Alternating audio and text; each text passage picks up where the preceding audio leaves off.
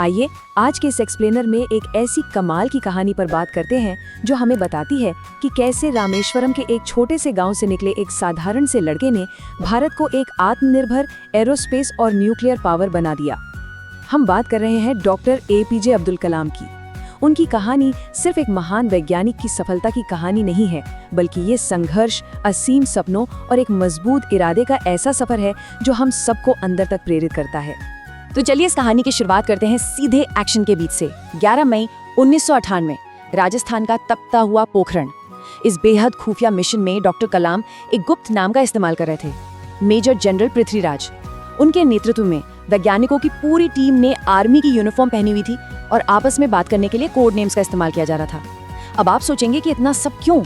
दरअसल ये सब इसलिए किया जा रहा था ताकि अमेरिका की CIA की शक्तिशाली सैटेलाइट्स की तीखी नजरों से बचकर भारत अपना पोखरण 2 न्यूक्लियर टेस्ट कर सके। और सबसे बड़ी बात, वो इस नामुमकिन से लगने वाले खुफिया मिशन में पूरी तरह से कामयाब भी रहे। रामेश्वरम से रॉकेट साइंस तक का सफर। पोखरण के उस ऐतिहासिक धमाके से पहले आइए थोड़ा पीछे चलते हैं और देखते हैं कि ये अकल्पनीय यात्रा आखिर शुरू कैसे हुई। 1931 में रामेश्वरम में जन्मे कलाम साहब का बचपन काफी मुश्किलों से भरा था। जब उनके पिता का नाव का बिजनेस फेल हो गया तो परिवार की आर्थिक मदद के लिए उन्हें सिर्फ 10 साल की उम्र में अखबार बांटने का काम करना पड़ा। सोचिए, जब 1955 में मद्रास इंस्टीट्यूट ऑफ टेक्नोलॉजी यानी MIT में एरोनॉटिकल इंजीनियरिंग में उन्हें एडमिशन का मौका मिला तो फीस भरने तक के पैसे नहीं थे। उस वक्त उनकी बड़ी बहन आसिम जोहरा ने अपने सोने के गहने बेचकर उनकी फीस भरी थी। ये छोटी छोटी बातें दिखाती हैं कि उनकी इस कामयाबी की नींव असल में कितने गहरे संघर्षों से बनी थी। अब ये नंबर 9 बहुत ही दिलचस्प है। ये असल में एक एयरफोर्स पायलट इंटरव्यू में उनकी रैंक थी।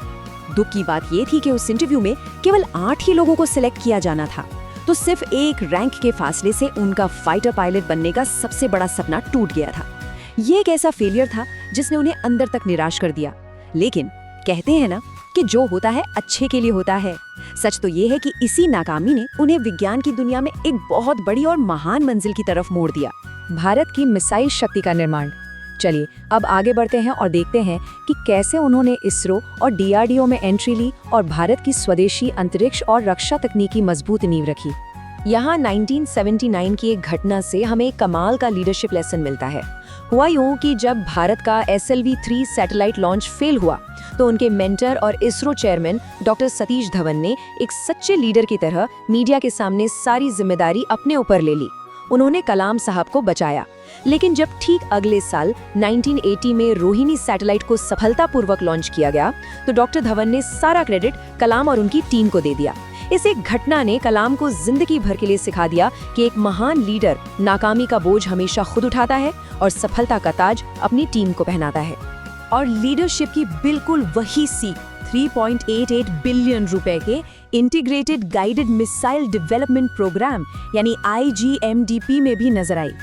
इसी विशाल प्रोजेक्ट के तहत 5 बहुत ही महत्वपूर्ण स्ट्रेटेजिक मिसाइलों का निर्माण हुआ: पृथ्वी, अग्नि, आकाश, त्रिशूल और नाग। डॉक्टर कलाम के नेतृत्व में इन मिसाइलों के सफल निर्माण ने भारत की जो विदेशी हथियारों पर निर्भरता थी ना, उसे हमेशा के लिए खत्म कर दिया। लेकिन जरा रुकिए, ये सब इतना आसान बिल्कुल नहीं था। जब भारत ने मिसाइल टेक्नोलॉजी में अपने कदम बढ़ाए तो अमेरिका और जापान जैसे शक्तिशाली देशों ने MTCR के तहत कड़े प्रतिबंध लगा दिए, टेक्नोलॉजी देने से मना कर दिया। लेकिन कलाम साहब ने फंड या विदेशी तकनीक की कमी का कोई बहाना नहीं बनाया। इसके बजाय उन्होंने क्या किया? उन्होंने हैदराबाद, बेंगलुरु और पुणे की DRDO लैब्स को इनोवेशन हब्स में बदल दिया और पूरी तरह से स्वदेशी तकनीक से बेहतरीन मिसाइलें तैयार करके पूरी दुनिया को हैरान कर दिया। गुप्त परमाणु विजय।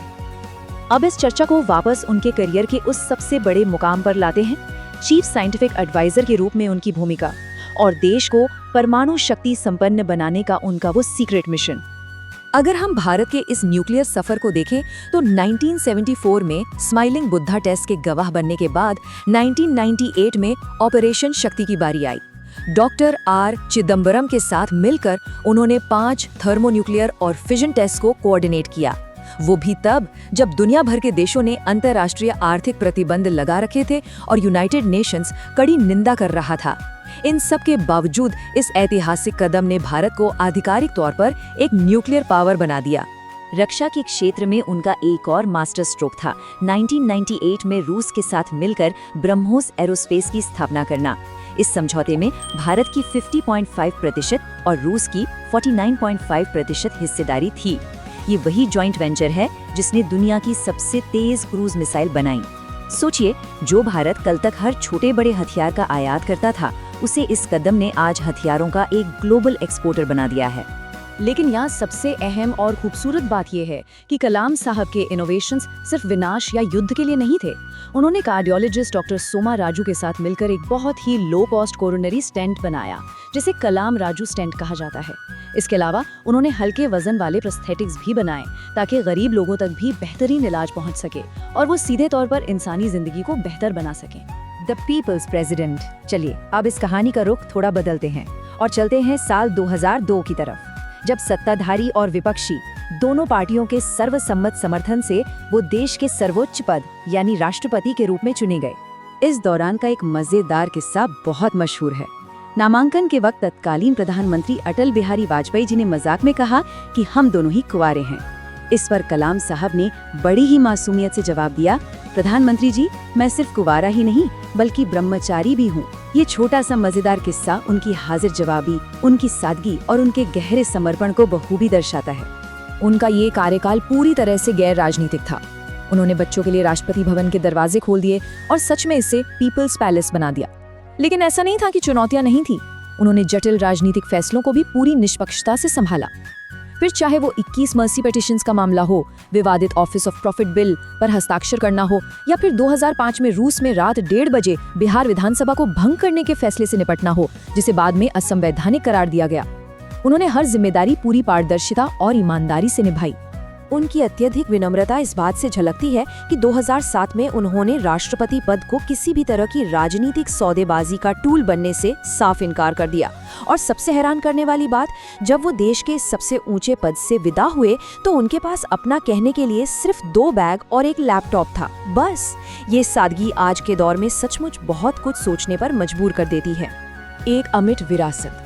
आइए अब देखते हैं कि कैसे ये सब उनकी एक ऐसी अमिट विरासत में तब्दील होता है जिसे उन्होंने अपने आखिरी सालों में पूरी तरह से युवाओं और ग्रामीण विकास के लिए समर्पित कर दिया।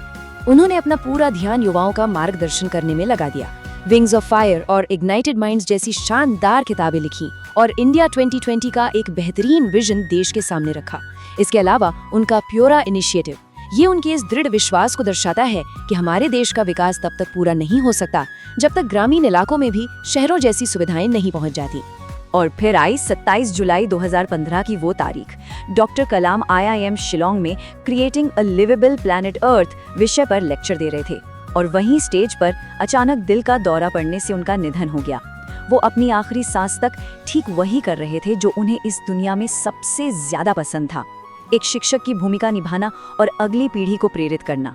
डॉक्टर कलाम अक्सर एक बात बहुत जोर देकर कहते थे कि सपने वो नहीं होते जो हम सोते हुए देखते हैं, बल्कि सपने तो वो हैं जो हमें सोने ही नहीं देते। इसी अद्भुत विचार से प्रेरित होकर आज के इस एक्सप्लेनर के अंत में एक बहुत ही जरूरी सवाल है जिस पर हम सबको सोचना चाहिए। अगर एक सच्चा सपना हमें जगाए रखता है तो हम अपने उन जागने के घंटों का इस्तेमाल इस दुनिया को एक बेहतर जगह बनाने के लिए कैसे करेंगे? इस पर जरूर विचार कीजिएगा। उम्मीद है कि इस चर्चा से हम सभी को कुछ न कुछ नया सीखने और कुछ बेहतर करने की प्रेरणा जरूर मिली होगी। उम्मीद है ये वीडियो आपके लिए इन्फॉर्मेटिव रहा होगा। अगर हाँ तो वीडियो को लाइक करें और ऐसे ही इन्फॉर्मेटिव कंटेंट के लिए चैनल को सब्सक्राइब करें। आपका कोई सवाल हो या अगले वीडियो के लिए कोई सजेशन तो नीचे कमेंट बॉक्स में बताएं। Thanks for watching.